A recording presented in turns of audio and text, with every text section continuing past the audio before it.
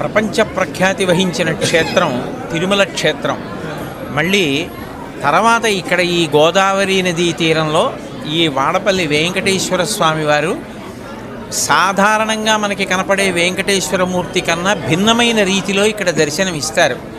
ఆయన ఒక చేత్తో గద పట్టుకొని ఎర్రచందనపు మూర్తిగా వెలిసి ఉండడం చాలా చాలా గొప్ప విశేషం.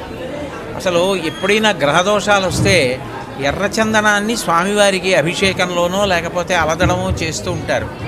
అలాంటిది ఎర్రచందనం మూర్తిలోనే స్వామివారు వెలియడం, పక్కన శ్రీదేవి అమ్మవారు కూడా ఉండడం, గదతో స్వామివారు ప్రకాశిస్తూ ఉండడం, ఆయన తన పాదాలని చూపిస్తూ ఉండడం చాలా విశేషమైన క్షేత్రం. దినదినాభివృద్ధి చెందుతున్న ఈ క్షేత్రం ధర్మానికి గొప్ప ఆలంబనం కావాలని రాబోయే కాలంలో ఇంకా ఎంతోమంది భక్తులకి ఇది ఆశ్రయం